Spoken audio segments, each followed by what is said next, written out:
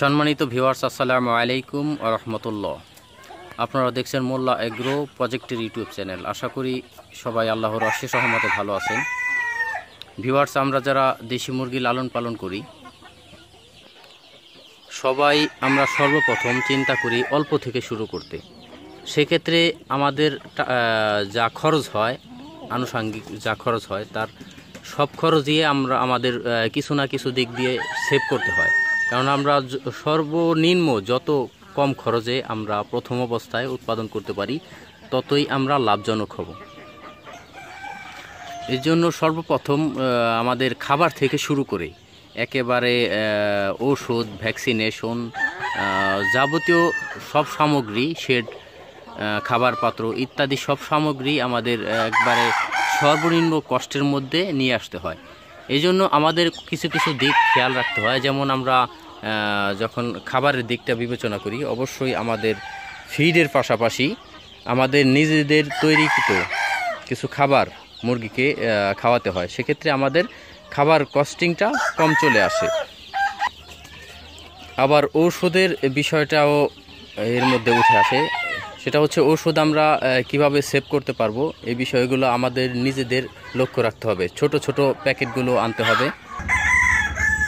এর সাথে ঔষধটা আমাদের সঠিক নিয়মে প্রয়োগ করতে হবে। ইনশাল্লাহ এই সব দিক বিবেচনা করলে আমাদের যেমন উৎপাদন খরচ কম পড়বে, সেরকম আমরা লাভবান ইনশাল্লাহ বেশি হব। আর সবচাইতে বড় যে বিষয়টা আরেকটা খেয়াল রাখতে হবে, সেটা হচ্ছে আমরা মুরগিকে যে ভ্যাকসিন দেই, সেই ভ্যাকসিনটা খুবই গুরুত্বপূর্ণ এই খরচ কমানোর ক্ষেত্রে। সাধারণত যারা বড় বড় খামারি তারা তো বেশিরভাগই হচ্ছে বেসরকারি ভ্যাকসিনগুলো দিয়ে থাকে, যেগুলোর বাজার মূল্য একটু বেশি। সেক্ষেত্রে আমরা যদি সরকারি ভ্যাকসিনটা দিতে পারি তাহলে সেক্ষেত্রে আমাদের কস্টিং অনেক কম পড়বে।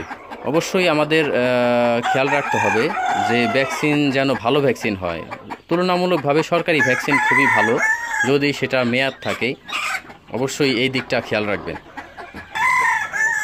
বিশেষ করে আমাদের রানীক্ষেতের ভ্যাকসিনটা প্রতি 2 মাস পর পর দিতে হয়। সেক্ষেত্রে আমরা যদি ইনজেকশন করতে পারি সবচাইতে ভালো কার্যকরী হয়। আপনি যদি খাওয়াই দিতে চান, বেসরকারিগুলো পানির সাথে দিতে চান, তাও দিতে পারেন, কোনো সমস্যা নেই।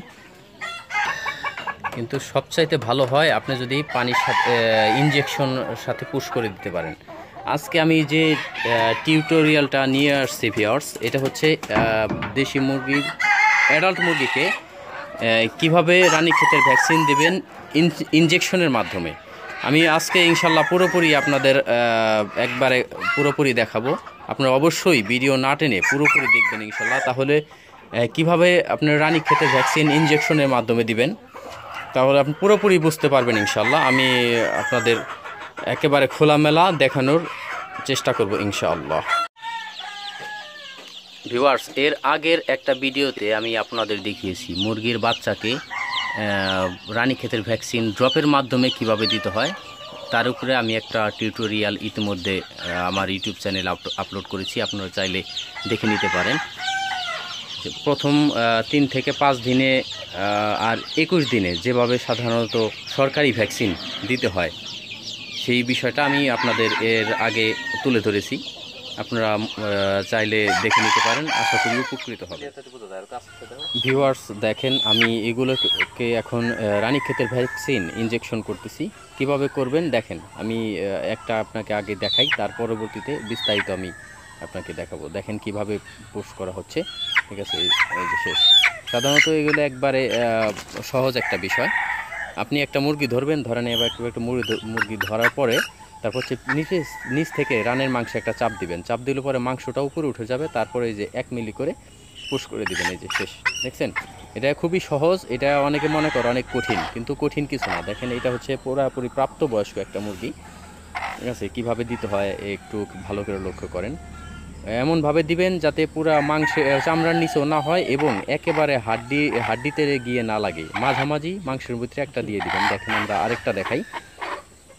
দেখেন, খুবই সহজ একটা পদ্ধতি ভিউয়ার্স। আপনি যদি চেষ্টা করেন ইনশাল্লাহ আপনার জন্য একেবারে সহজ হবে, কোনো সমস্যা হবে না, ঠিক আছে? ঠিক এভাবে দিবেন। আশা করি ইনশাল্লাহ আপনার ভ্যাকসিন অনেক ভালো কার্যকরী হবে।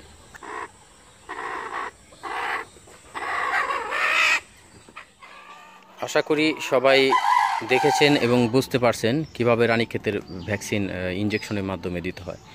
ঠিক আছে ভিউয়ার, সাধারণত আপনারা জানেন যে কতটুকু পানিতে ভ্যাকসিনটা গুলাতে হয়, সরকারি ভ্যাকসিনটা। তারপরও অনেকে হয়তো জানে না, তারপরও আমি একটু খোলামেলা বলে দেই। সাধারণত আমি যেভাবে দিই, 3 মাসের নিচে যদি মুরগির বয়স হয় সেক্ষেত্রে আমি 90 থেকে 100 মিলি পানির মধ্যে পুরো ভ্যাকসিনটা গুলাই, একটা ভাওয়েল গুলিয়ে তারপর প্রত্যেক মুরগিকে 1 মিলি করে দিই। আর যদি মুরগির বয়স অ্যাডাল্ট হয়, মোট কথা 3 মাসের উপরে হয়, সেক্ষেত্রে আমি 60 থেকে 70 মিলি পানিতে গুলিয়ে তারপর প্রত্যেক মুরগি রানের মাংসে 1 মিলি করে দিই। আপনি যখন মুরগিকে ভ্যাকসিন দেবেন, অবশ্যই ওই দিন কোনো ধরনের অ্যান্টিবায়োটিক থেকে শুরু করে যে কোনো ধরনের ওষুধ না খাওয়ানোই ভালো। আপনি চাইলে ভিটামিন দিতে পারেন, তারপরও আপনি যদি 24 ঘন্টা ভিটামিন বা কোনো ধরনের ওষুধ ব্যবহার না করেন, সেক্ষেত্রে ভ্যাকসিনের কার্যকরিতা খুব ভালো হয়। এই জন্য আমি বলবো যে যখন ভ্যাকসিন দিবেন তার পরে কমপক্ষে, তার আগে থেকে কমপক্ষের পরের 24 ঘন্টা পর্যন্ত কোনো রকম ওষুধ বা আপনার অ্যান্টিবায়োটিক ওষুধ ব্যবহার করবেন না। ভিউয়ার্স, আজকের ভিডিওটা এই পর্যন্তই। আপনারা যারা আমার চ্যানেলে নতুন, অবশ্যই আমার চ্যানেলটা সাবস্ক্রাইব করবেন এবং বেল বাটন টিপে আমাদের পাশেই থাকবেন, যাতে পরবর্তীতে আরও গুরুত্বপূর্ণ কোনো ভিডিও দেওয়ার সাথে সাথে আপনাদের কাছে নোটিফিকেশন চলে যায়। ভালো থাকবেন সবাই। আসসালামু আলাইকুম ওয়া রাহমাতুল্লাহ।